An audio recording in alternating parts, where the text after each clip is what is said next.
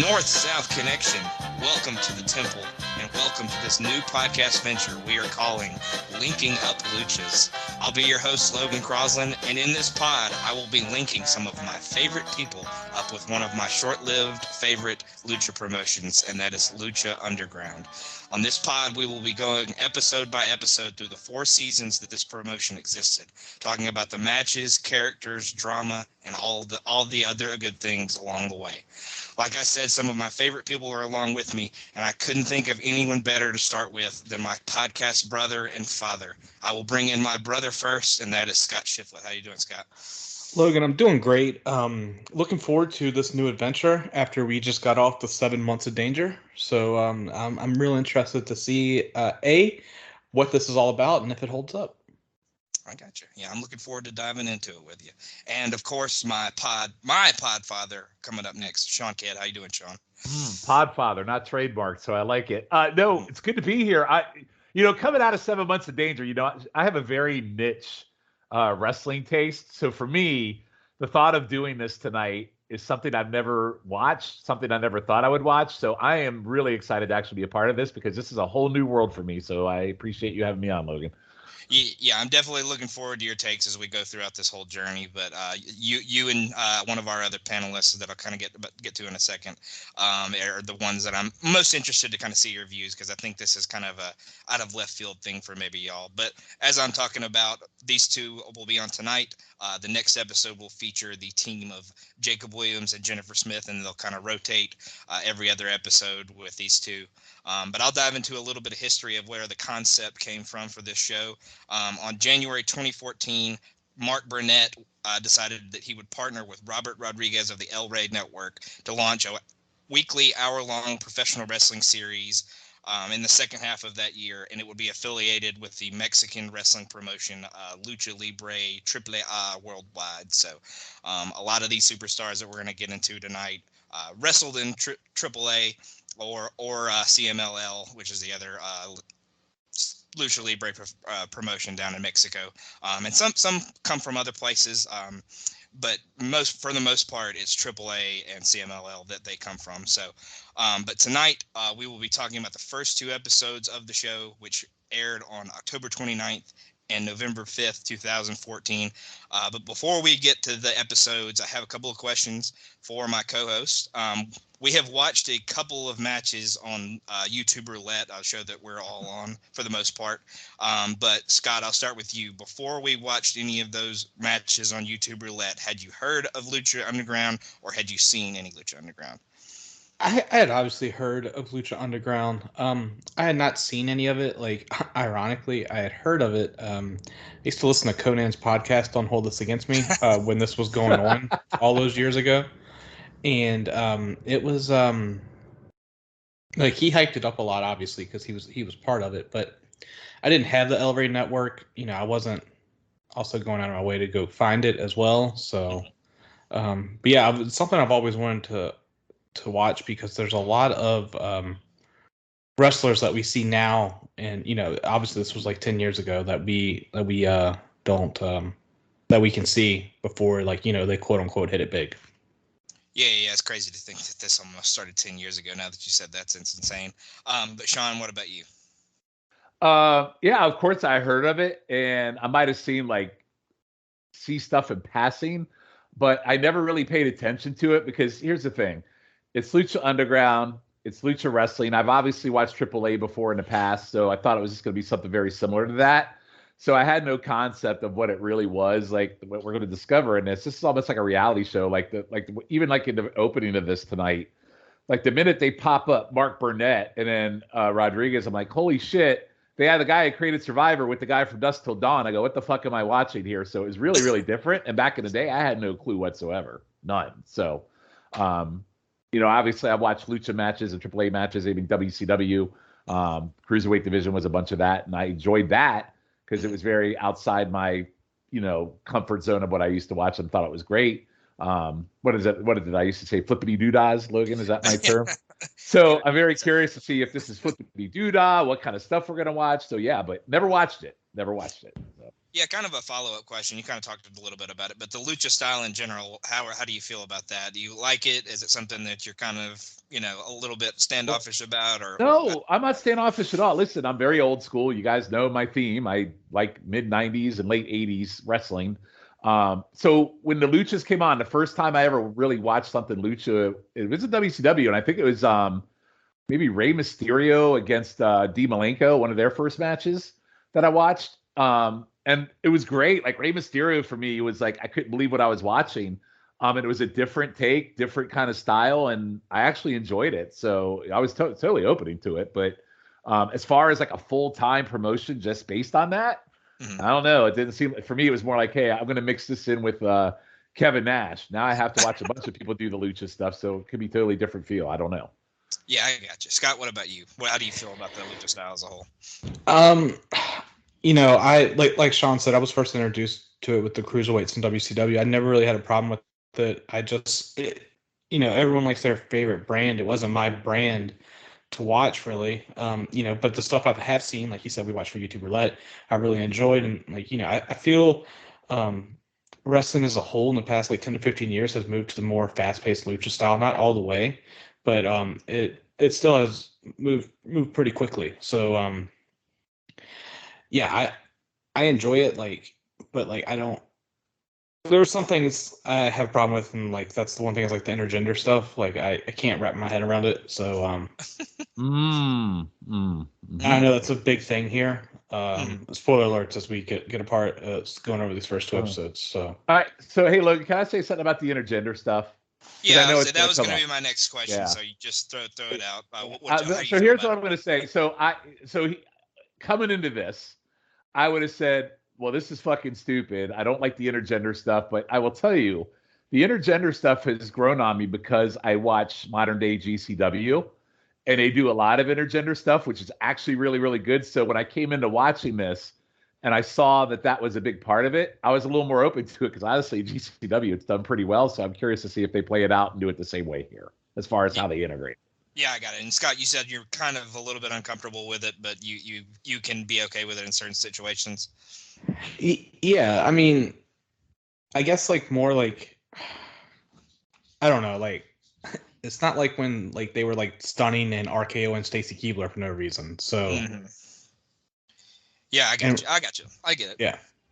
I totally get it. But I'll get into the opening of the first episode now, and then I'll ask my fourth question because it kind of has a little bit to do with it. But we open the show with what is basically an action movie scene, which will be a lot of what we see throughout the history of this. But it's two guys fighting one guy until a random mass luchador comes in and saves him. He then takes him somewhere to tell him about the history of the ancient Aztec tradition of settling differences through combat. He then asks what he knows about Lucha Libre. Then it jump cuts to Dario Cueto, who will be our authority figure. He showed up at Triple Mania, AAA's big event that they have every year, and offers the organization and its wrestlers the opportunity to compete and make lots of money competing for him and his new organization called Lucha Underground. We then jump back to that luchador and the person that he saved, and he asks if he's in to join Lucha Underground, and they shake hands, signifying that obviously he is in and he wants to be a part of this big thing. So, like I said, the cinematic thing is kind of something newer that they've started to do throughout the years now in WWE, AEW, all that kind of stuff. But Shawn, what are your feelings towards cinematic type stuff being presented, storylines and backstage segments kind of being presented this way? Okay, so for me, it's not the same as WWE did during COVID. They did the cinematic matches, right? Mm-hmm. But it's not the same for me because the way they set this up is almost like I said, it's a reality show. You know who's creating it? It's Mark Burnett. He does all these reality shows, right? And so the opening for me was, at first I didn't know what was going on. It was almost like freaking Cobra Kai and all these people getting their asses kicked.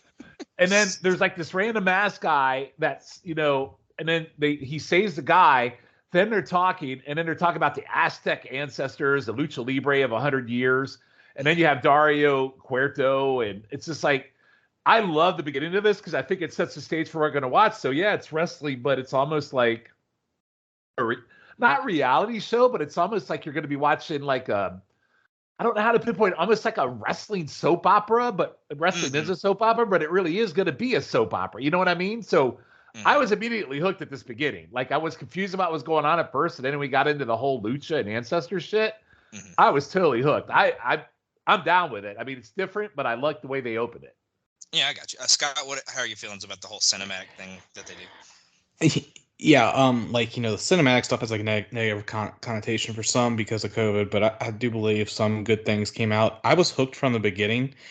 Like, it felt like Shawn said, I was gonna say more drama, but he wants to say soap opera. I'll say soap opera as well.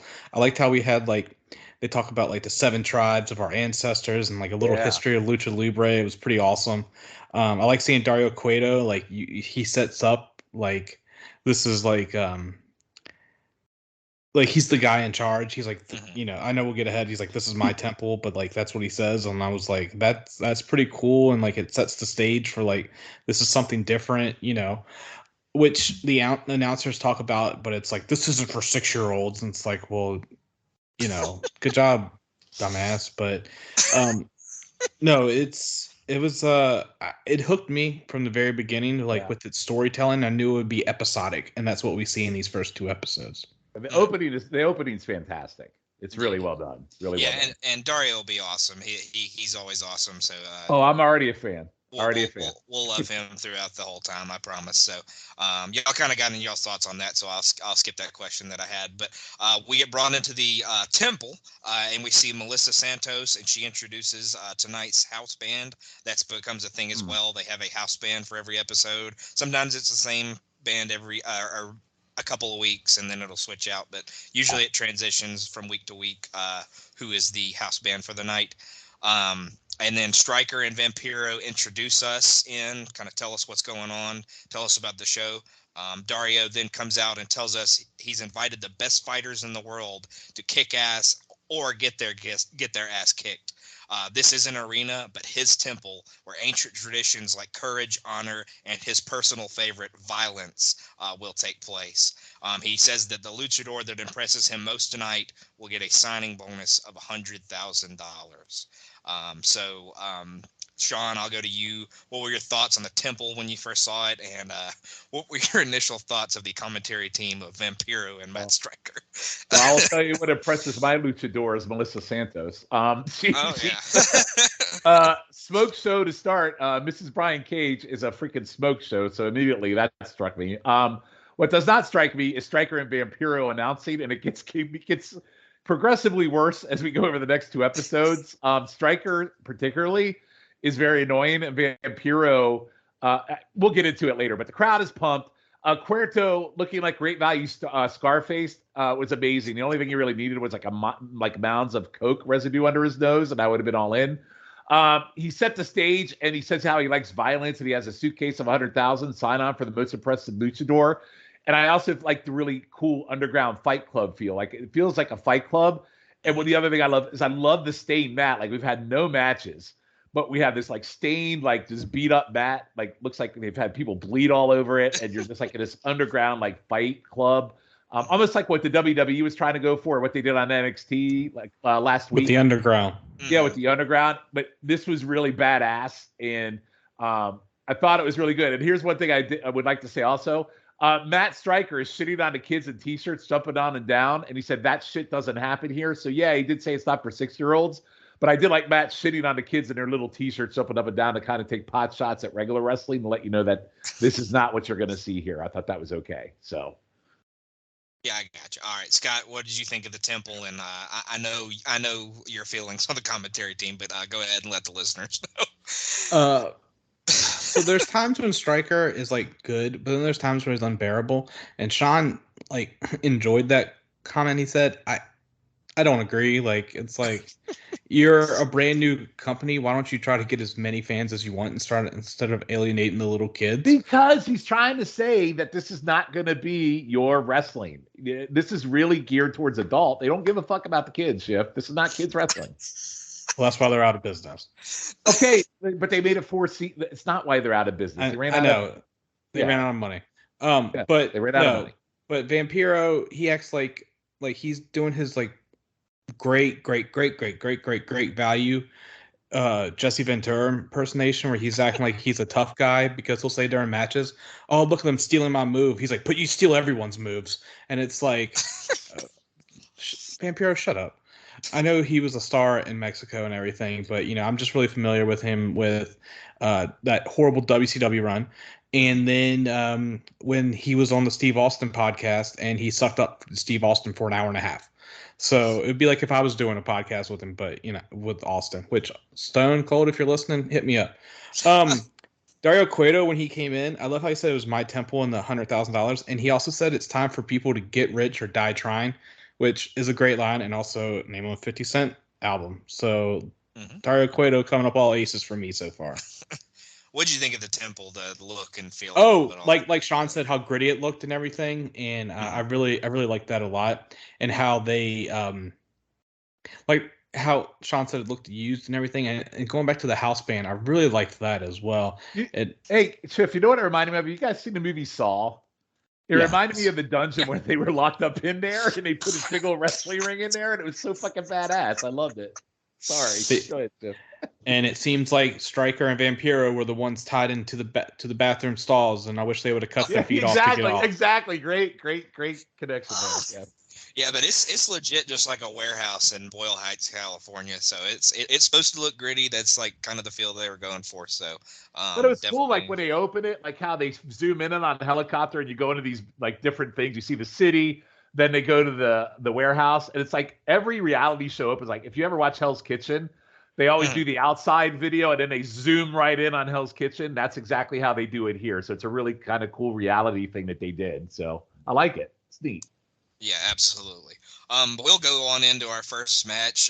Do we have to? Admittedly, not the most exciting match. I'll kind of get into that as I go through it.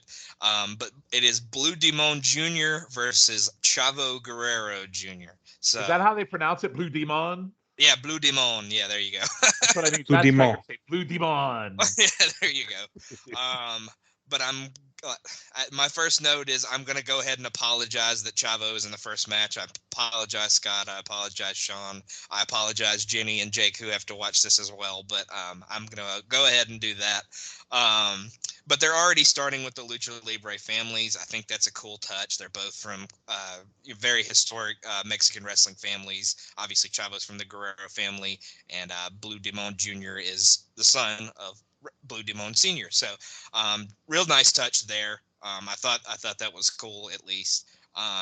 Ton of camera cuts early in this one made me think Kevin Dunn was involved somehow. I don't know how, but it seemed like a Monday Night Raw where they did the camera cut about 1,000 times towards the beginning of the match. But they cut to the commentary team a lot throughout the match. I don't like that. I think that's kind of annoying. I don't really care what Stryker and Vampiro look like when they're commentating on the match.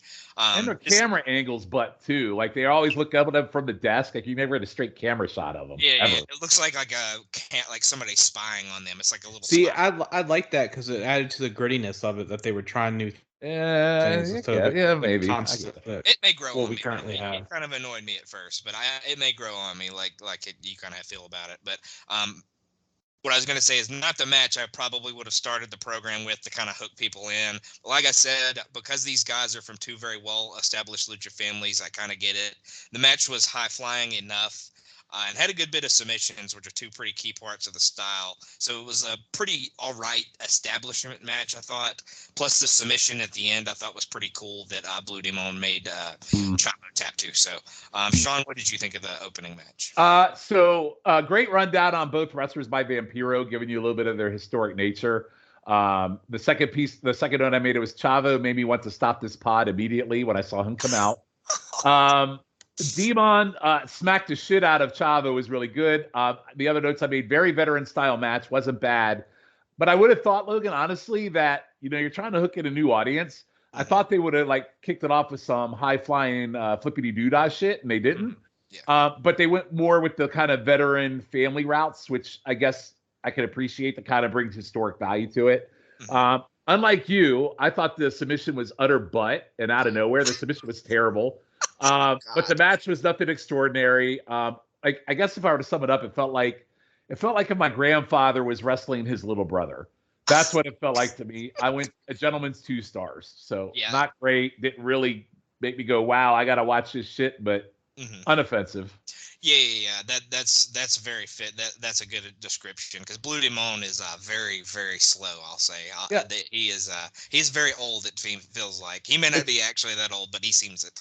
It feels like they're trying to make him like the Mills Mascaras of the show. You know, if he's traditionally the big luchador, and he's also one that was very old and didn't do jobs for anybody. I think they're trying to place him as that guy on this show. At least that's my perception. Yeah, I got you. Scott, what do you think of this opening match? Yeah, it feels like Blue Demon was pulled from 1968. Yes. Yes.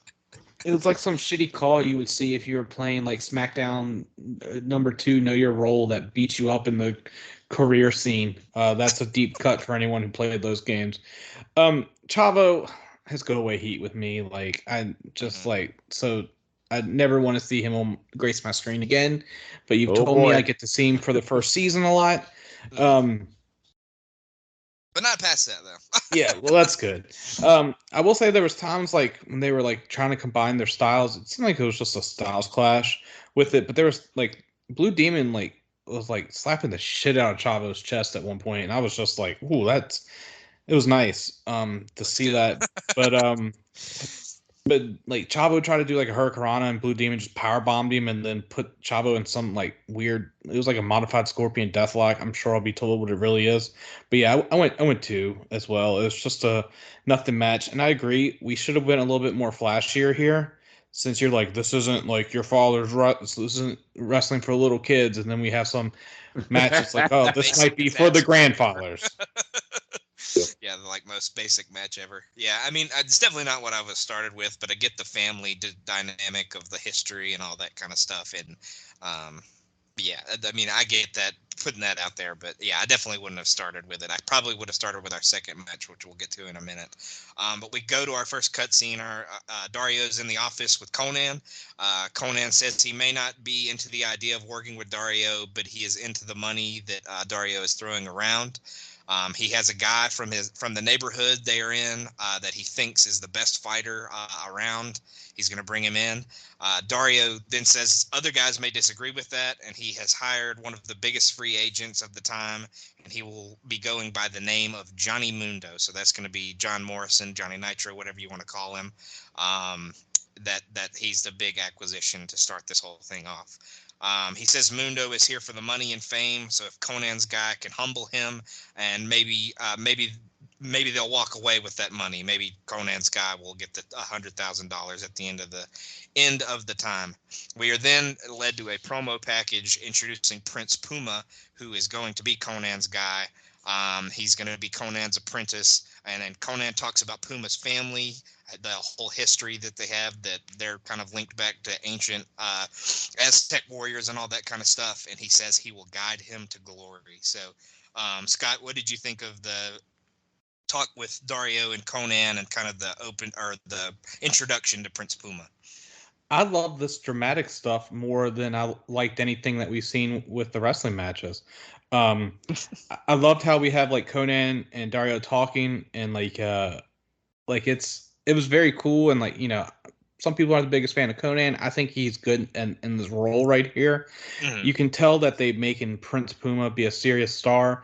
Not only did we see them talk about it, we get like a nice little hype video of him and telling the story of Prince Puma and the luchadors, and it was very cool and like made me excited to see him. And like, spoiler alert for the people, like once you see who Prince Puma is, you're like, oh, this makes total sense. I know exactly who this person is. Mm-hmm. But it was very nice because it's like, oh, this is the person they're getting behind. And, you know, looking back, I would like for them to maybe start with the Prince Puma match, but with what happens in the match, you can't start with that, obviously. Yeah. I think they wanted to have a big main event to start things off, so I think that's definitely the route they had to go. But Shawn, what did you think of the confrontation between Conan and Dario and the hype package for Prince Puma? Oh, I loved it. So listen, I love the back room kind of negotiating. Like, it's almost like the Spanish version of the Sopranos back there between Conan and Cuerto. Conan wants the money and tells him he has the best guy. And then Cuerto brought in Mundo, but he also doesn't like him because he doesn't respect his temple. He wants Conan's guy to teach him a lesson. I love that. because I don't respect Mundo either. So I'm down with Cuerto at this point. And then here's a good thing. I understand why they brought in Mundo. This is a guy with name value. You got to have a name value guy. It's perfect. If I had to hear one more time during this episode about how much parkour he does, I wanted to pull my eyes out because constantly bring it up. But they did a good job. They brought up really, like, they did a good job of selling Mundo as he works out. They brought up Puma as a Conan guy. I love the video intro for that. And they made Puma a really big deal as the greatest lucha with Conan narrating it. I just thought it was great shit about the mask, the history, and the storytelling in like these short burst videos is really, really well done. And to Shift's point, one match we saw hasn't hooked me, but the storytelling in the videos is, which is a plus. So really good. Really good. Yeah. I thought it was great. Just a real good introduction of him, and yeah, Mundo may not be everybody's cup of tea, but he definitely was a big star at this point. He was a big acquisition for them, so I definitely understand why they went out and got him, and he definitely fit into the style that I think they were trying to go for here. So definitely a good acquisition. But I thought both of those segments were really well done as well. But we'll go into our second match. It is going to be Son of Havoc versus Sexy Star. So this is going to be our first intergender match that we'll have plenty of going forward, kind of like we talked about at the beginning. We get a pre-match package for Sexy Star, kind of telling about who she was, her struggles with abuse, and how the mask has empowered her and made her feel like she can take on anybody. Havoc grabs the mic and says he's not going to fight a woman, tells her to get herself counted out so she can live another day. Star actually starts to walk away, and the count gets all the way up to 6, but she runs back and blindsides Havoc, who had turned around. Star is incredibly feisty to start things. She's just throwing haymaker after haymaker on him. This match is probably what I would have started with from a stylistic perspective. I think this is like the more fast-paced, kind of hard-hitting that they probably should have started the show with. Stryker makes a Charlie Brown from Out of Town reference to Havoc's look. I thought that was a direct trying to reel Shawn in. I thought he was going trying for to my get him Johnny Valiant love, obviously. We're trying to So yeah, when he did that, I immediately thought of Shawn. But Logan, think about that. What fucking person is watching Lucha Underground and got that fucking reference except for me? I really think about that. They didn't even know what the fuck he was talking about. I was saying, I only got it because I know you, and I've watched some stuff where it was referenced. But there was a nasty backbreaker that ended the match. This match stylistically is much more what you can expect for the most part of this show going forward. Definitely not the best you'll see, but definitely a step in the right direction from the opener. So, Shawn, what did you think of this first intergender match we had here? All right, so first, this is the intergender, and it took me aback because I didn't realize it was going to be intergender until this happened. Schiff, comic book reference. Who does Sexy Star remind you of from the comics? I have no idea. Oh my God, dude. Are you kidding me? It's a character in your favorite comic book characters series. Oh, Star Sapphire? Yeah. Does she remind you of Star Sapphire a little bit? The look? Yeah. A little bit. Yeah, a little bit with the mask when she mentioned it. Yeah. If she was wearing pink, I would have said yes. Yeah. So, but you got it right away when I said it, though, by the way. Yeah. So, I like the intro video of Star. It makes her a contender amongst them, and as someone who's abused and a protector of women. So the way they set her up was pretty good. I don't know if we learn more about Sexy Star's history, but you know, they may sound like she's a victim of domestic abuse or some kind of weird shit, but I have no idea. Yeah, it definitely sounded like that for sure. Yeah. Havoc basically came to the ring and said, fuck them women, and for her to get out, which I thought was pretty funny. I love Star acting like she's going to count out and then jumping in and just going at it. Match is fast and Havoc wins, but Star looked like she can hang and sets herself up as a kind of never give up tight. Again, I wasn't overly impressed with the match to hook me as a wrestling fan, and I thought and I know you thought you liked the ending. This is another ending I'm going to disagree with. I thought the ending was butt. So I only went 1.25 stars. This is more about the story of Star, and I don't know, Logan. I guess for me, if you're setting up Star as this woman that you don't have her lose. Like, yeah, you don't have her lose the match. That was weird. Why have her lose? It made no sense to me. So I literally thought going into the match, okay, they set her up. She's going to beat this guy Havoc. By the way, Havoc, Are we allowed to say who is who in these shows yet? Or are we supposed to play kayfabe? Don't give away. kayfabe. Don't give away Prince Puma. I but won't you can give away say- Puma, but this is Matt Cross, right? Yeah, Matt Cross yeah. was on Tough Enough. Yeah, Matt Cross was on Tough Enough, and yeah, Goddamn, so and he was on the first, what is it, All In pay-per-view? I think he was in the opening match, I think, wasn't he? Yeah. He was on the card for sure. I don't. Yeah, he was on the card. So yeah, I knew who he was right away. But yeah, this match, yeah, no, I don't get it. I don't get the booking. I just don't get it. But anyway, that's my take. Yes, I just meant like stylistically. I think this is more what you can expect, and like maybe a better way to open it than the old man match that we got. No, I know it, but either way, but I feel like I almost prefer the opening because if you're not going to go with the flippity doodah first, I really appreciate like the storytelling of kind of ancient lucha and bringing in the veterans first because I think that would be better for me than what we got here. That's my preference, at least. Yeah, I got you. I understand. I totally understand. Scott, what about you? First off, Son of Havoc sounds like the Black Scorpion. I will not fight a woman, Sting. Well, who's Havoc Senior? That was my other question. Yeah, I don't think that. I think it's just the name. I don't think he was actually the son of anybody. So, but and with Son of Havoc saying he won't fight a woman, Vampiro actually does get a good line off because I could crap on him, but he's like arrogant bastard, which I don't know, just made me laugh with him saying that. I did like how they said that we were doing a thing where she was acting like she get counted out and then she ran in. But it seemed like every time she would do it, like Havoc would just use a power move on her, which like is going to be a problem with these intergender matches, in my opinion, because like they just like showed like, oh, she does like a Hurricane Rana, oh, he just kills her with a backbreaker, rinse and repeat pretty much all the time.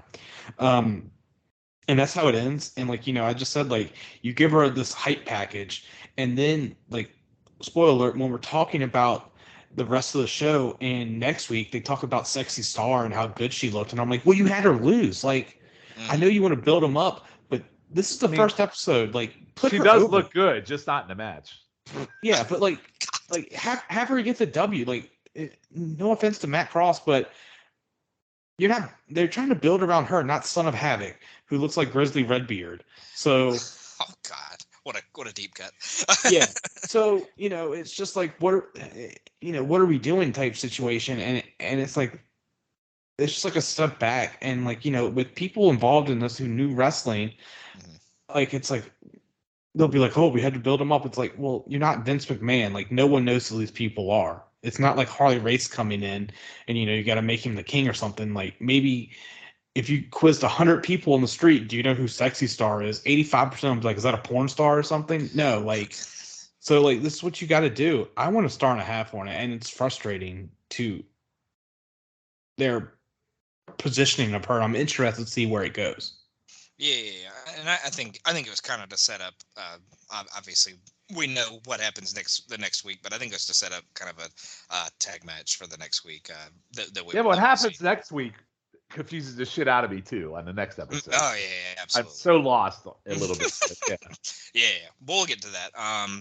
Then we go back to a little cutscene after the match of Dario chewing out Chavo Guerrero for losing. Basically says he's a disgrace to his family, which is absolutely true for the most part.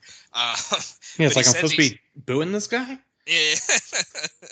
But yeah, he says he's going to have to bring in someone else to take Blue Demon out. So obviously Dario wants Blue Demon Jr. gone. He doesn't like him for some reason. He said he will have to bring in 1,000 deaths, and it is headed for the temple next week to take care of Blue Demon Jr. But we'll go from there into the main event. We kind of talked about it earlier. It is going to be Johnny Mundo versus Prince Puma. Considering the name value of these two, I think this is a huge matchup for of the first main event. Knowing who Puma is now, and knowing who Johnny Mundo at least was and still is today, I thought that was he's parkour. He's parkour. But yeah, this is a huge matchup for their first main event. These two are both insanely athletic. They talk about the parkour thing a lot. It's a marvel to watch them work, I think, just jumping around, doing all the crazy stuff they can do. I think everything they did was super crisp, looked absolutely effortless when they do it. I love the look of the spotlight kind of following the action outside. Whenever they're outside, there's a huge spotlight that kind of follows them wherever they go. Johnny obviously shows off his parkour skills, jumping over the announce table at one point. I think Vampiro kind of jumped the gun a little bit. He says this is a match of the year contender. Maybe not so much. It is a good match. I think it was a really good main event to start the run that we'll go on here. Definitely a matchup we will see again, and I think it'll only get better as they go. Smart giving the established star the win, but making the new kid look pretty good as well at the same time. So I really enjoyed this main event, and I thought it really showed what this could really be. Shawn, what did you think of this one? Okay, so the pre-match, Puerto and Chavo, I absolutely love Puerto shitting all over Chavo and telling him what a family disappointment he was, because that's almost like they play on reality, because most wrestling fans feel like that about him. And he said there's no money for him, and he said he's bringing in the 1,000 Deaths guys. He basically, the way he introduces them, he says, I'm bringing someone else next week that may cause death for all. Puerto is amazing. Like the short snippets you get of him, and it's so good.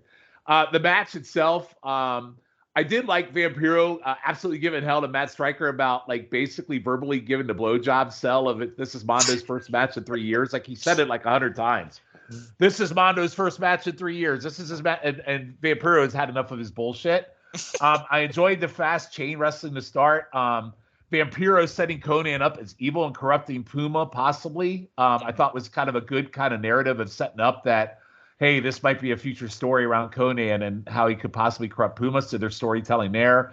Yeah, Vamp hates Conan, so I like that they touch on that. Yeah, in real life too. Yeah. So it might be a little bit of a burial. And by the way, a certain Puma does a certain pose in the middle of the ring that gives away who he is immediately. By the way, if you know today's wrestling, of course, I'm not a big and I'm not. I brought it up earlier. I'm not a big fan of the camera shots when they go to the announcers. Yeah. Matt is very annoying on commentary. Was another note I continued to make.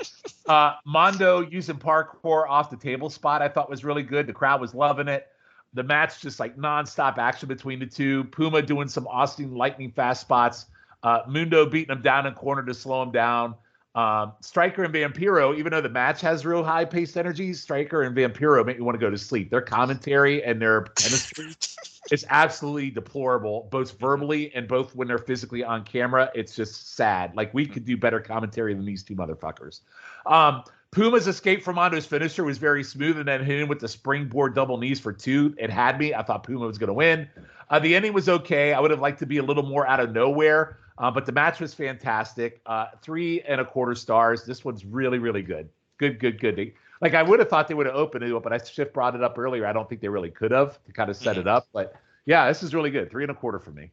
Yeah, I got you. Scott, what did you think of the Chavo Dario situation and then the match to end the show? Like I said, going back, like I really love all like the side stuff they're doing, like the backstage area. It adds like stakes to everything. So like, you know, even though I kind of crapped on the match, seeing like Dario come in as like, you're a disappointment, you're not getting this money. I was like, all right, Dario, I see it. And you know, it made me sort of interested in Chavo Guerrero to see where he goes next week, which we will see very shortly. When we talk about this in 15-20 minutes, where he goes. For the match, yeah, like it looks like Shawn was stealing my notes. He was copying what I was saying, because I have a bunch of the same things. Like the spot where he does the parkour from the announce table, I thought was very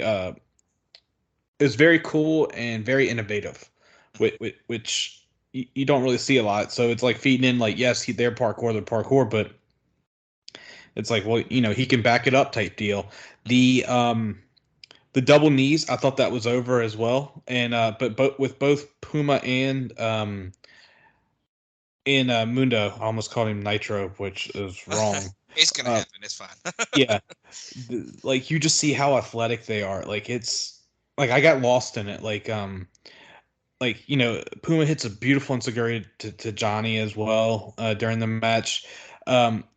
He hit the disaster kick before the double knees, and I thought was really cool. I forgot that he did that. Puma misses the 450. Then Johnny hit the Moonlight Drive, which we will see during the during this is basically like his Sami Zayn Blue Thunder Bomb, basically. I hated that so much. It was just so tropey and set up there. I just hated it. Because like he never, spoiler alert, he never gets the 3 when he hits it.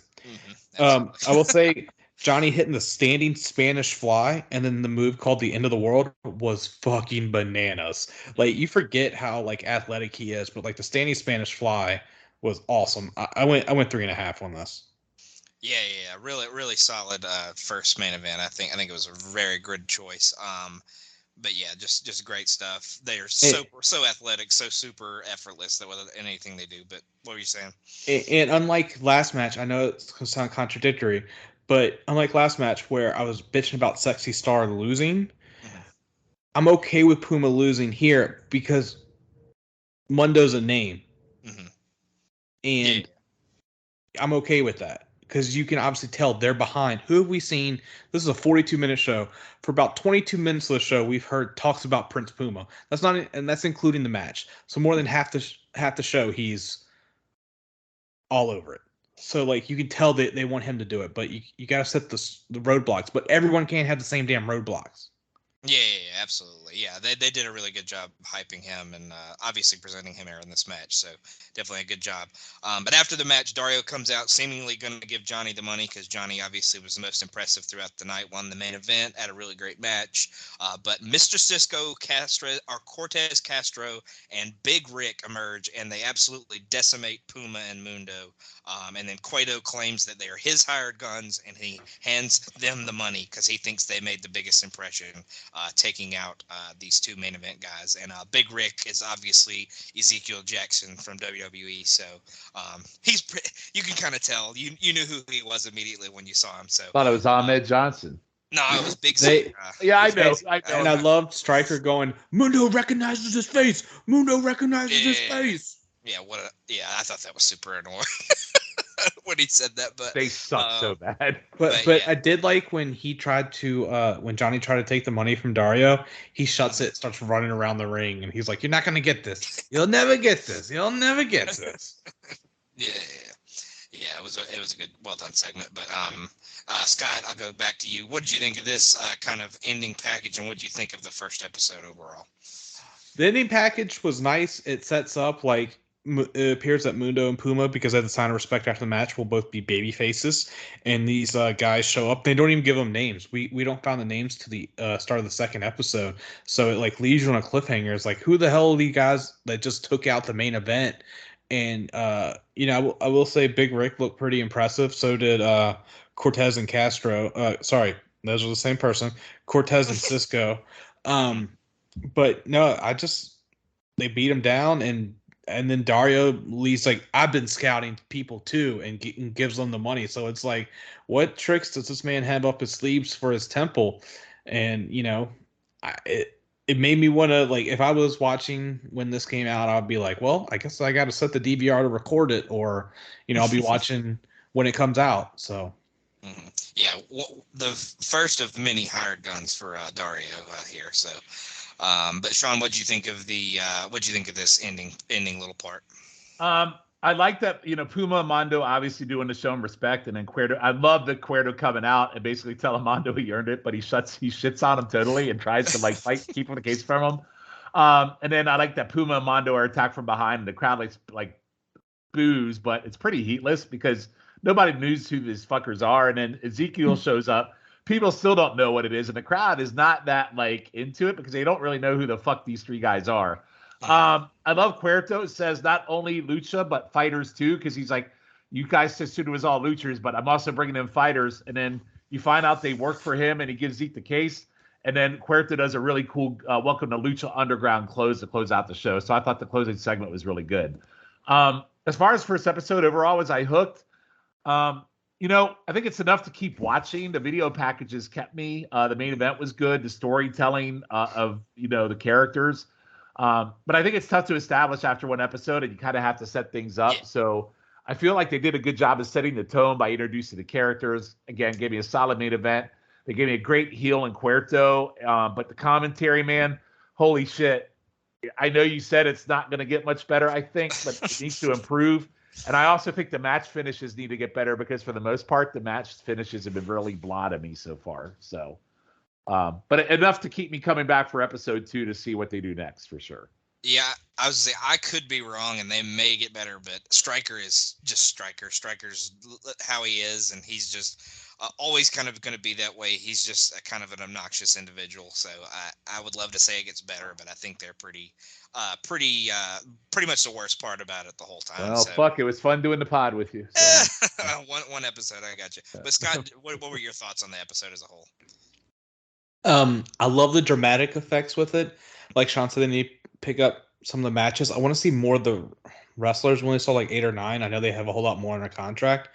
I also know it's the first episode, so I can't be too negative, but I just don't want to see Chavo ever again on my screen. Or Blue Demon, who, like I said, was pulled from 1968. Like a portal opened up or something. If they said a portal opened up and they pulled Blue Demon from 1968, I'd be 100% in. Because that's the first shit I need. But just the stuff they like, I don't know. It's just, it's just a little frustrating. That's all. But it was like I said, I wouldn't turn in for next week. But if I was doing this out of 10, which I know we're not, I give it like 6.5, 7, maybe. Something like that. Yeah, I got you. Yeah, it could have been better for sure. I think they did a good job with the packages, kind of like y'all said, the cinematic kind of spots. Definitely really good with the introduction. But the matches definitely could have been better. I agree. The main event was really good, but that can only carry it match-wise so far. I think Sexy Stars matches and Ton of Havoc's matches will get better throughout the time. I think y'all will learn to love both of them throughout the whole show. But yeah, Chavo's going to be around for most of this first season, I'm pretty sure. He may be in a little bit of the second season, but definitely as it goes on, he gets less and less featured for sure. So I can promise you that, Scott. Hey, Logan, I had one thing to say. I forgot to mention one thing about Sexy Stars. So she sets herself up as this former domestic, abused person, right? And defender of women. I thought it was very ironic in the end. She wasn't she kind of outcast based on what she did, but whose arm? She broke somebody's arm. Rosemary. Mm-hmm. Yeah, so pretty ironic that she's a savior of women, yet she's the one that goes in and breaks other people's arms. Yeah. She's supposed to be this hero to these ladies that look up to the luchadors and stuff like that. But yeah, she didn't end up being the greatest hero in the end. Yeah, apparently. Good. But anyway. Oh yeah, I got you. No, he's in the future, but I guess we'll learn to like her here. So we won't judge her, and we won't judge her here because she hasn't broken an arm yet. So. Yeah, put that out of your mind. I guess she's pretty good. She gets to be very good right. for sure. But we'll roll on into episode number 2. We open with kind of a recap of the previous week. Obviously, then Dario's 3 guys are in the ring. They introduce themselves as Cortez Castro, Mr. Cisco, and Big Rick, kind of like I said at the end of the first episode. Big Rick says he knows his face, but last week he felt his power. Mundo then comes out and kind of clears the ring. Puma is then out to even the odds because it seems like they're all about to jump back in and maul Mundo. Dario then calls a ref out, and then Castro and Cisco are going to face Puma and Mundo in our opening contest for the night. So to get into the match, Puma immediately pulls out some ridiculous athleticism, doing a back handspring into a Hurricane Rana. Thought that was really dumb. sick. It was so awesome. Cisco and Cortez aren't guys who are going to have constant bangers or anything like that, but they're guys that play their roles really well. They sell their asses off. I think for obviously the 2 biggest building blocks to start the company with Puma and Mundo. I think these are 2 guys to bounce off of them really well. Everything Puma does looks ridiculously cool. I'll probably gush over him for as long as we do the pod. But Mundo goes for a corkscrew planche at one point and completely misses and smacks the floor, and it makes a sick thud. I thought that was really cool. Stryker makes a Secret Wars reference to try and bring the comics nerds in. So both of you guys probably popped huge for that one. So yes, I did. Yeah, the Beyond. I made a note. The Beyond reference popped me. Yes, 100%. Yeah, I definitely pointed that one out because I knew both of y'all would pop for that. But Cisco kicking out of the cutter, followed up by the Moonlight Drive combo, genuinely shocked me. I figured that was going to be the finish. Crazy backflip dive by Puma. Great double teaming stuff from Puma and Mundo throughout the match. Match is won with both guys hitting stereo 450 splashes.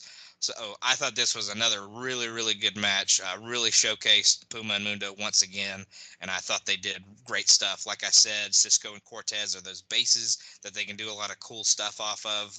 They're not going to be those guys that constantly have, great matches or anything like that, but they play their role and they sell really well. So I thought this was a great opener to the second episode. Shawn, what do you think? I And like how they opening promo too. So sorry. Yeah, I like how they opened up with the recap of episode 1, and they jumped right into the continuation of the closing angle. So I love how they set that up. That they brought these guys out, they introduced them, and then Mondo came out, and then Puma came out to help them. So really nice. Like if they just connected episode 1 to episode 2 immediately. They didn't make you sit and wait till the main event. They didn't make you do anything. They just went into it. As far as the match. So when the match was like, oh, great, we're going to have Puma and Mondo against Spanish Spirit Squad, because that's really what it felt like to me with Cortez and Castro.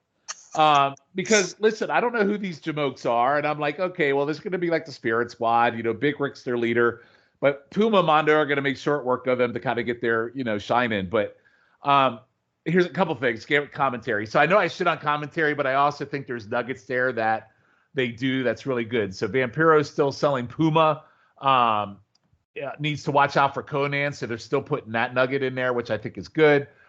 Johnny, even though they say he's parkour and all that, his parkour shitness still rules. There was a commentary about Cisco Prison's shower style is his wrestling style, which popped me a little bit. I don't know if you guys caught that comment. Prison shower style. Yes. Yeah, it was awesome. Then he ran into the top rope. Yeah, and then Mondo ate shit on the leaping rope sidekick after being tripped, which you brought up. The heels are pretty good on the offense, with Mondo taking most of the heat. And then Puma gets a really great hot on tag. And then Johnny missing the over-the-top rope spin and crash into the floor, like you said, was savage. Puma over-the-top rope twist and landing on his feet was absolutely insane. The double 450 was awesome. Listen, this was a great match for me. And you know why? Because I went into it with no expectations. Like, literally, I thought it was going to be a squash match. But no expectations. It was fantastic. I went 3.5 on this. I thought it was like a really good way to establish your top 2 baby faces and unexpected heels out of nowhere. And I also like Rick walking out and staring at them. But goddamn, this was way more of a banger than I thought it had any right to be. I was so freaking impressed with this. So really, really good. Really good. What'd you think of Big Rick smoking the stogie in the stairwell? I love it. Like, I mean, I hope I get to see Big Rick in a ring, because so far he's done shit. So, well, I kind of like that allure of Big Rick, because it felt like he's like the kingpin. Use another comic book reference, and these are like his like street soldiers. So I did like that. Like he did call out Mundo immediately, and when Mundo ran out, like he just steps out of the ring and lets Cortez and Cisco fight, and then like he's like smoking a stogie sitting in the stairwell, which I thought was nice. I love how Dario coming out was like makes a tag match like he's Teddy Long or something. Puma coming out, like, God, I like you said, Logan, I can't get enough of him. Like, he's just awesome. And never mind. But I don't want to spoil, because we know who quote unquote he is. That's just he's finally getting his due. That's all I'll say. But like, I just felt this was like more of a squash personally. Cortez and Castro were basically jobbers to the stars right here. They had to be fed to him, which had to happen. But the double 450s were awesome. Like, there was just so much happening in this match. Like, there was also a part where Puma does a dive, the guy moves, and he just lands on his feet. It's so absurd. And if there's a tag team titles here, maybe we should have Puma and Johnny go after them, because they have both good teamwork, and like I said, they're athletic off the charts. I went slightly lower than Shawn. I went 2.5 stars on this. Gotcha. Slightly lower. Holy shit. You're wrong. You're wrong, but that's okay. That's fine. It won't be the last time you tell me I'm wrong, sir. Yeah, no, but it's you are definitely wrong. This match was way better than it had any right to be. Yeah, I got you. But we never actually do get tag titles. We do get trios titles eventually, but okay, we never actually get tag titles. So there is that. But gotta have the trios. You gotta have the trios title in AAA. Yeah. With Lucha, it's a big trios thing. So that was definitely the way they were always going to go. But after the match, we get a scene with Conan talking to Puma, tells him he was right about him that everyone is talking about after last week. He's a big star coming out of the first episode, but he wants to give him some advice, and that is to not trust Mundo going forward. They can tag and stuff like that, but he doesn't need to be all buddy-buddy with him or anything like that. So we then get a Mil Muertes package. Tells us that 1,000 Deaths is coming to the temple tonight, so we will get a debut match with Mil Muertes. But Scott, what did you think of Conan's little conversation with Puma and then the Mil Muertes package? Vampiro might have been right, guys, because he said not to trust Conan, and Conan seems to be just trying to keep Puma for himself, which I thought was a nice little spin here. I'm interested to see if we don't have straight, good guy, bad guy type thing. We have more of shades of gray. So I'm interested to see if we have that. And if it eventually ends to Puma pulling away from Conan in a couple of seasons. So, and then seeing the Mil Muertes is coming thing, I was like, oh, this is pretty badass. And meaning 1,000 deaths. And then the video that we get later, I was like, I'm all in on this dude. Like, I've never seen him wrestle, but he's got the character work down. It's awesome. Yeah, definitely. Shawn, what do you think of these two segments? So imagine Conan being an asshole. But yeah, I like him giving, like, he's giving praise to Puma. He's talking it up, tells him to stay away from Mundo, and basically says, I'm your only friend, and do you understand? And then Puma just nods. Again, a simple thread to kind of keep the thought of Conan not being, good for Puma in the end. So I'm sure that'll play out as we go through the series. I liked we learned who Mil Muertes is, and it means 1,000 deaths. I love that whole gimmick of 1,000 deaths. So I thought it was a really nice, eerie video to kind of intro him as a character. So yeah, good stuff. Again, the cinematic stuff and the behind-the-scenes stuff continues to be pretty great. Mm-hmm. Yeah, and Shawn, I know for sure you'll love Mil throughout the run. He's awesome. So I think he's definitely going to be one of your guys going forward. I just like the gimmick, like the guy, like it means 1,000. Like, how cool is that to set you up as a character? I just think that's so badass. And Logan, I'm weary to Google anything because I'm afraid I might spoil myself. Is this anyone we know? It is not his.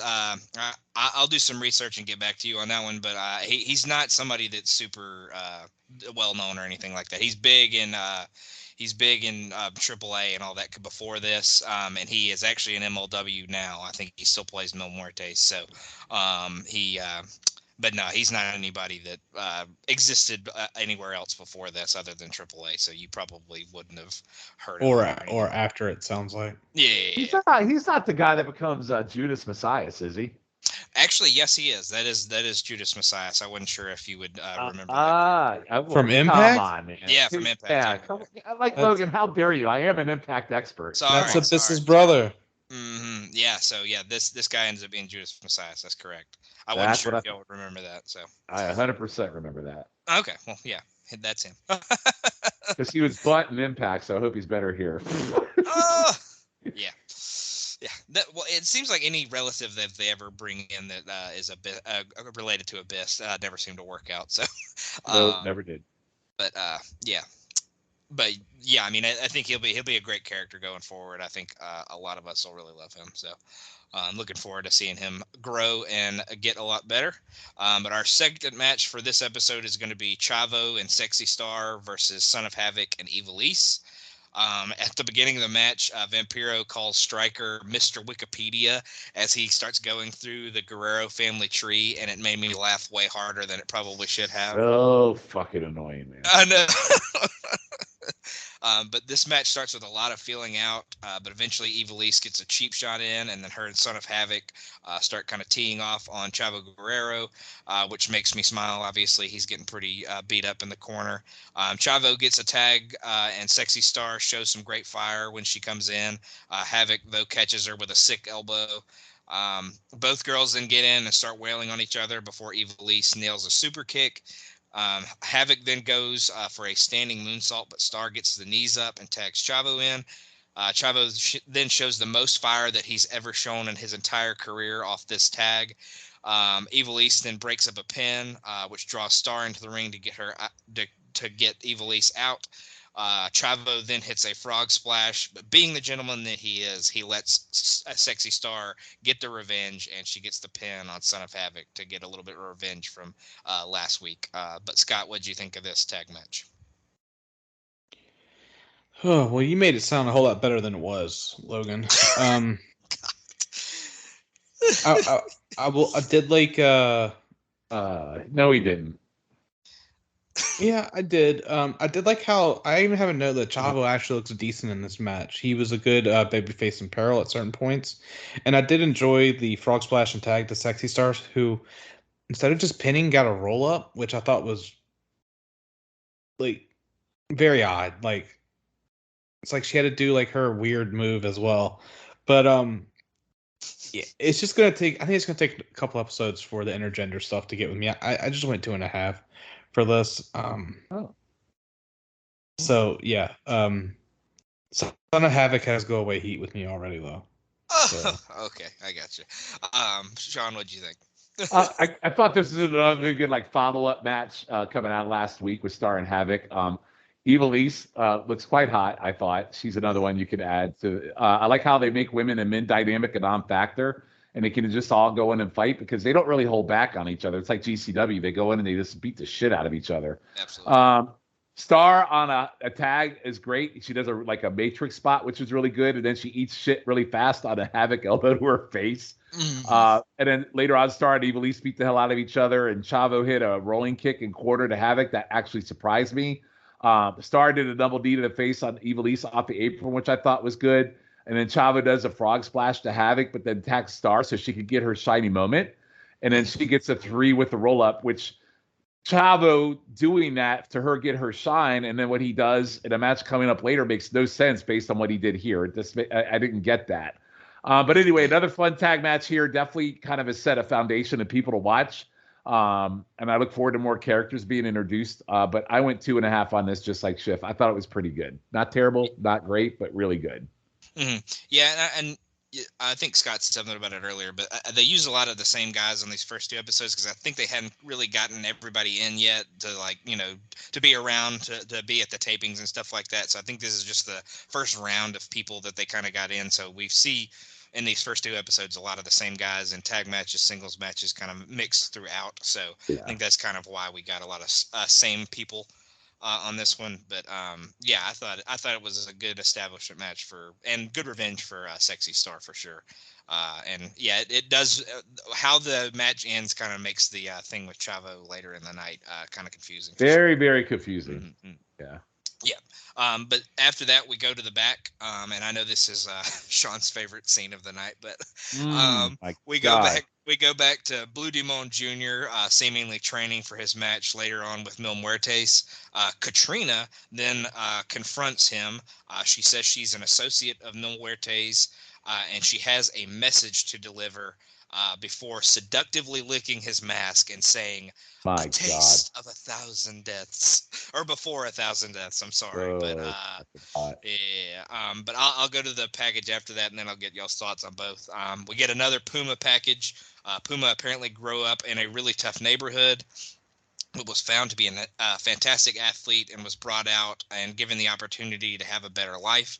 Puma's family lineage traces back to one of the fiercest renegade tribes in the Aztec culture, so just giving him a little bit more character building and all that kind of stuff. But Sean, I'll let you wax poetic about this Blue Demon backstage segment. What'd you think? Not only poetic was I whacking. It's the female taps him. No one's there. Then she reappears, and Katrina says she's an associate of Mil Muertes. And then the other, she said she's an associate, and then that's where I got something else she can associate with. Then she licks him and says, "A taste before 1,000 deaths," and I was immediately fuck yeah, I'm all in on this. This was great. I love the Puma bio. And Conan says a friend found him in the alley and came from a fiercest tribe of access. And then it made me wonder at the beginning of episode 1, the luchador that was being talked to made me wonder if that was Puma they were talking about at the start. As the guy, remember he was getting beat up? I was wondering if Puma was the one getting beat up and if Conan's friend was the one that was sitting down talking to him or not. So, I don't know. It was just something I thought about. And then I also thought, who is Conan's friend? So, Logan, do you ever find reference to the friend that found him in the alley, or is that just something that they put here just because? You may at some point. I'm not completely sure. I really don't remember that storyline. But the Puma is definitely not the guy in the opening little thing. I think they Oh. try to allude to that at first, but it ends up being somebody else. Oh, so you do find out long term. It's you do. Oh, I find thought out, it was Puma. No, yeah, no, I did too. I thought it was Puma too. I think they kind of want you to think that, but it ends up being another guy. So, oh, well, I'm glad at least they play that narrative off. At least to play that off, so that's good. But yeah, again, 2 back-to-back things, and goddamn Katrina freaking smoke show, man. Holy shit. And Katrina was Maxine, that was on one of the female season of NXT. Yeah. Probably not super well known, but if you watched NXT back in the day, she was in that Diva season 3. We could just call her Katrina in my opinion. Yeah, we'll just call her Katrina from here on out. But Schiff, what'd you think of the Blue Demon segment and then the Puma package? It seemed like Katrina has some like powers because like she poked him on his like shoulder, and then like she wasn't there, and like he turned around and she was in front of him. So like I wonder if it's some mysticism, which I'm like sign me up for. And like I love like the taste before 1,000 deaths. I'm like, oh, Blue Demon gonna get his ass beat, which I'm here for. Sending back to 1968. The Puma hype video was very nice. Like I said, they're definitely going for him to be like their ace in the hole. To be, at this point they're John Cena, which is pretty ironic because like they say they're not doing for little kids in t-shirts. I don't know, calling your main character Prince Puma definitely seems like a ripoff of Tiger Mask to me, and Tiger Mask was big with little kids. So yeah, it's just me bitching. You can't have little kids when you got a freaking woman in the back licking freaking people. It's called Close Your Eyes. Oh my God, you are out of your mind. You're just hating on it for the wrong reasons. I'm telling you.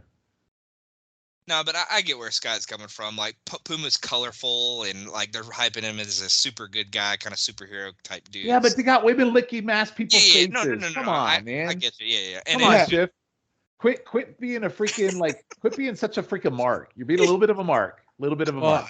Yeah, I'm trying to be because I want to enjoy this. Okay, but you can enjoy it without being a mark. You want you're like going after it for being a traditional kind of wrestling thing, and because it's not, you're kind of shitting on it. Like I should be the one shitting on it, not you. There's something very wrong with the situation. That's funny. Imagine me being more open-minded than any of you two fuckers. Anyway. But yeah, it gets much more violent. They do a lot of this kind of stuff like that. So yeah, it's probably not supposed to be geared toward kids, but I get where you're coming from with Puma. He is very superhero-like. I know kids enjoy watching women lick masked wrestlers. I'm sure if they were of a certain age, they probably really enjoy it. Really for them 6-year-olds. Anyway. 16-year-olds. If it wouldn't be a pod with you and me if I didn't give you a hard time about I know. Absolutely. So. But we'll transition on to the main event. It is going to be Blue Demon Jr. versus Mil Blue Muertes. Demon! Blue Demon! But Muerte starts quick and starts whipping Demon's ass, really giving it to him early. Demon gets some offense in before Katrina kind of provides a distraction. Demon gets a little bit more offensive than I thought he would. I think he gets a little bit more offense than I probably would have guessed going in. Gross backstabber by Muertes at one point. They keep talking about Demon's speed, and if he's considered fast, then I'm an Olympic sprinter. I've made that note for sure because he is the slowest person I think I've probably ever seen. Schiff is totally right, thinking he's straight out of the 60s. But I thought it was a really nice spear that Muertes hit. He hits a flatliner to finish things. And then I'll kind of go ahead and get into the post-match because it kind of just quickly transitions. Post-match, Muertes attacks Demon even further, kind of whips his ass a little bit more. Chavo comes out with a steel chair, seemingly saves Demon, but then he cracks him with a shot with the chair. He then attacks refs and continues beating down Demon. Sexy Star then tries to come out and save it and stops Chavo, but then he absolutely cracks her with a steel chair shot as well. So that's what kind of made the partnership earlier kind of confusing. But Damone gets taken out in an ambulance. So he is officially taken out in Dario's request of Mil Muertes, and seemingly chewing Chavo's ass, got rid of Blue Demon for him. So Sean, what'd you think of this main event? and the after effects, of course. Yeah, so Katrina comes out on Muertes, and then she gives him something. Did she give him her panties to sniff or something? I don't know what was that he was sniffing? He was sniffing something. It's some type of medallion that she takes Okay, around. well, Like I prefer to think it was her panties that he was sniffing. Mm-hmm. I'll go with that. I mean, he could have been. So. Yeah. I love the look of the gear that Muertes is wearing, but then they turn around and they have him come out in like sky blue skinny tights jeans, and I'm like, what is this? It's not very intimidating. Like, yeah. They have him like come out in all this cool ring gear, and then you can see his tights, and like it's like wearing skinny jeans. It's not intimidating, but there is stiff chops and forearms throughout, and I don't think this is as much of a match as it was a fight to kind of get Muertos over as a beast. The ending with a running flatliner was very mad to me. I thought that was a terrible finisher, and it needed kind of more stink on it. After-match beatdown, and then Chavo runs out with a chair, and then he clobbers Demon, and then the crowd like shits all over him. And then Chavo's taking out refs, and there's why chants, why, Chavo, why. And then Chavo lays out the random wrestlers that come out, and then Star comes out to reason with him. And then he clocks her too, which again makes no sense because early in the night he wanted to give her a shine, and now he's here hitting her with a chair, and then more chants. And then she's stretchered out. Chavo sits in a chair laughing. And the crowd's calling him an asshole in Spanish. I love Chavo yanking on Demon's. He was yanking on the thing as the paramedics were trying to take him out, which I thought was pretty good. And then he blows a kiss to Star, and then we close with the ambulance leaving. So I thought the match itself was kind of meh, but I thought the angle afterwards was really, really good. And now it has it really hooked to see what happens next for sure. Overall, I thought the episode was better than episode 1, and then we have really cool defined faces and heels, and I'm digging it. And unfortunately for me, I'm even digging Chavo. So if you get me to dig Chavo, you've done something right, because that's never happened in the history of man. So, yeah, I think Chavo, as confusing as it may be with him attacking Sexy Star after them teaming earlier, I think he looks like a super. But do they explain that? Like for me, I have to see if they explain it, because I like there's a couple times where they've really felt like when Sexy Star lost in episode 1 didn't make a lot of sense to me. Chavo giving her a shine here in episode 2 makes no sense when he turns around and just freaking beats her up. I don't get it. Makes no sense. Yeah, I'm sure it's established throughout the next few weeks. So I'm going to trust you. Don't get me wrong. I like the storytelling. It's just some of it just doesn't make a lot of sense yet to me. So yeah, they'll. I mean, and even if it doesn't, they'll flesh that kind of stuff out. It gets better with that kind of telling the story the whole way through. So throughout. So but Scott, what did you think of the match and the kind of finishing little segment? I liked how they put over Mil Muertes as being a killer. Like outside of Damon just getting like some chops in on Mil Muertes, it was all. Like, he was just beating his ass. Like, there was no finesse to it. He was just rocking him with punches and, like, just beating him down. And, like, Mil Muertes hit a solid right hand and then a spear to Blue Demon. And then he hit the flatline. And it was over. I was shocked at, like, it made sense why Blue Demon won the first match. Because, like, they had to set up Mil Muertes just to be in his ass. And I was shocked when, Chavo had, like, oh, good guy Chavo, where it's like, here, you can pin, Son of Havoc. And then, oh, nope, I'm going to give you some CTE with this chair shot here, because he was just beating the piss out of everyone. And hopefully this is the last we see of Blue Demon. But I'm interested I don't think it is. I think he does reappear, but he's not a super featured player. Oh, wow. Really? I thought they were presenting him as a bigger deal. So that's good to know. That's good. Well, I think this is kind of used as a way to transition him out. Maybe he was an established face on the first episode. But kind of transition out the old guard and bring in the new, right? Showing that like there are these, like, Muertes is a killer, and he's gonna, this is kind of going to be his style. He's just going to come in and just, eviscerate people and take them out. So gotcha. For sure. But Shawn, you kind of talked about how you liked the episode, but Schiff, what did you think of the second episode as compared to the first one? I liked it a whole lot more. I wish we saw a lot more Prince Puma. We only saw 16 minutes compared to the 22 of last time. I'm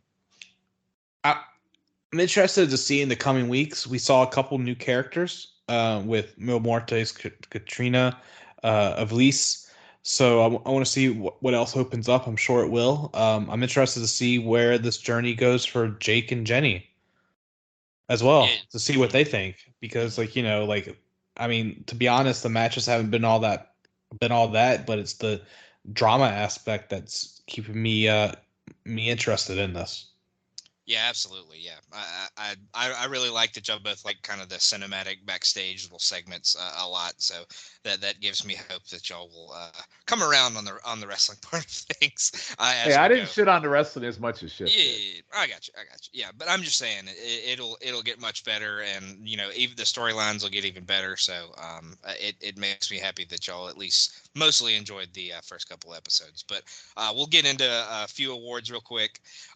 Best match, Shawn, what would you go with as your best match? I went with the tag match in episode 2. It shocked me. I had no I didn't go into it with any expectation whatsoever. And I could probably argue that Puma Mundo was better, but I really enjoyed that tag team match, so I'm going with that. That's my best match. I got you. Schiff, what would be your best match? Episode 2 or the whole thing? The whole thing, just the whole overall. I'm going with Mundo and Puma in the first match, the first main event. Predictable. Yeah, that's what I would go with as well. The tag match was very good at the same time. I thought. Yeah, I get picking that as best match seems weird, but for some reason it resonated with me. So I get why you would pick Puma Mundo though for sure. No, definitely going into it, it blew my socks off compared to what I thought it was going to be. So I definitely get where you're coming from. But Schiff, I'll stick with you. What was your best moment of anything that happened? Oh, best moment. That's easy. My best moment's going to be surprisingly the double 450. That was good. In the tag match. Gotcha. What about you, Shawn? Katrina licking the face of the mask. Well, that may tie into the next award. But Shawn, what was your favorite cinematic scene that we had throughout the match? Since I picked that as my moment, I did not pick that as my favorite cinematic. I picked the opening intro to the first episode where they kind of told the story with the lucha and the guy being beat up in the alley. I just thought that was such a cool way to start it off and really get you hooked in. So yes, the licking of the face was great, but that was my moment. But I'm going to go with the favorite scene being kind of the opening to kick it off. I really enjoyed that. I mean, listen, there's not one that I didn't like. I thought all the backstage scenes and cinematic scenes were amazing. So it's hard to pick one, to be honest. So no, yeah, that opening scene's probably the correct answer, despite what your feelings are on anything else. But Schiff, what would you go with? It ain't easy. They're all good. I know. Yeah. Logan, what's yours? No, I'd probably go with that opener. That was really sick that they started with kind of the action scene type thing and told the history and how Dario kind of came upon this company. So I thought that was really cool. Yeah, I think I want to go with that. It's so much to pick from. It's just. I'm sure that'll evolve as we go on, though, for sure. But. Yeah. And I thought it was a cool award because I think there's a lot of them, and it's a big part of kind of what they do. So that's definitely why I included it. But I don't think I said my best moment, but the stereo 450s is probably one of the cooler things that you'll see out there for sure. So that would probably be mine. And if you notice, the name of our pod is Linking Up Luchas, which kind of sounds like a dating site, kind of sounds like a dating game show or something like that. So our last award is going to be, so in the dating game, you have 3 gentlemen or females to pick with, depending on who the contestant is. So we are going to go with our 3 best wrestlers throughout the show, our 3 favorites that we had, and then from that we're going to pick our bachelor or bachelorette to take home and be our MVP. So Schiff, who were your 3 best competitors that you like the most tonight, and who would be your MVP out of those 3? All right, I'm going with Puma, Mil Muertes, and Dario. All right, and who would be your take-home MVP? Come on down, Prince Puma. All right. Shawn, what about you? I mean, here's the thing. I kind of split this. I mean, I did 2 sets of 3 because one, the real top 3 should really be Katrina, Star, and Santos. But really, it should be an F, Marry, Kill kind of thing. But I know that's not the premise of this show, so we're not going to do that. So here's my real 3. It's my take-home, obviously, MVP would be Puma. But the top 3 for me would be Puma, Muertes, and Cuerto. I guess the same as Schiff. Yeah. I think. And Chavo's super close, but I have to go with Muertes because, one, picking Chavo in my top 3 of anything seems very, very wrong. And Cuerto just kind of sets the stage for the whole thing really for us. So those are my 3. Yeah, I got you. I would probably go. I'm gonna go Mundo and Puma as the 2, and I'm gonna give it to Chavo. I think at the very end he really impressed me with that last segment because he came across as really ruthless and kind of. Oh no, he deserves it. I just made a personal choice that I did not feel good making that decision because of who he is. Yeah. And my MVP would obviously be Puma. I think he absolutely is the top star coming out of these first 2 episodes. So, but yeah, Puma, Mundo, Chavo would be my 3, and then I would obviously pick Puma. So, but that'll wrap up the show tonight. We will go to some plugs now. Shawn, what you got to plug tonight? Oh man, I wasn't expecting plugs. I thought you were going to go to Shift first and let him do all the plugs like we normally. All right, so you can find me on NWA Crock and Roll with these 2 gents. We kind of do rotations and stuff like that, so they might not be on every episode, but the latest one that dropped was with me and Logan looking at everything heading into Starrcade 86, covering all the major feuds and builds going into that event, and Logan and I watching the single worst thing we've ever watched in the history of anything, not just in podcasting. So please listen to that. We have Traders of the Lost Ark over on the pop feed. We'll be recording a new episode of that. And I will be having a new pod come out on the North-South feed in the coming weeks that Scott Shifflett will be doing with me. And we'll talk more about that as we get closer to that coming about. So that's where you can find me primarily. I got you. Now, and that wasn't just the worst thing I've ever seen in wrestling. It's the worst thing I've ever seen. That's what I said. I said the worst thing you've ever seen, not just in wrestling. That is correct. Absolutely anything you've ever seen. It was the absolute worst. But Chef, what you got? As Shawn mentioned with Crock and Roll, I'm also on YouTube Roulette with yourself, Souza, Jacob Williams, sometimes Shawn Kidd. Also, I'm on the Play While You Listen pod, where I am the host of that. So I have a rotating person come in monthly, and we go over the month's video games and the big video game news from that month. That's found on the pop feed as well. So yeah, just check out everything on the North-South pop feed and the PTP and wrestling feed, and that can be found on Twitter at Scott_Shifflett. And I'm pretty sure on Threads, if that's still a thing in a couple of weeks. That's Scott_Shifflett. Still don't know what it means. But the other pod I do here in the North-South Connection is Talking Docs. I do that with Jennifer Smith and Roger Morissette. We talk about documentaries. Our most recent episode was about Jonestown, and our next episode will be about Waco, so looking forward to recording that one. And then on the Place to Be Nation Wrestling feed, my main one is Highway to the Impact. So I'm going through TNA's history, kind of like we're going through Lucha Underground's history here. So I appreciate everybody that joined us for this opening episode. I hope y'all enjoyed it. There's plenty of ways to watch this along with us if you want to. If you can't find it, just reach out to me and I can get you some links to get to a certain place to watch along with us. If you've never seen it before, I would love to have more people join the journey with these 4 that are going along with it with me on the pod. So just if you can't find it, just reach out. I'll have some links for you to get to be able to watch it with us. So, but like I said, thank you everyone for listening to this first episode, and we will see you when we return to the temple.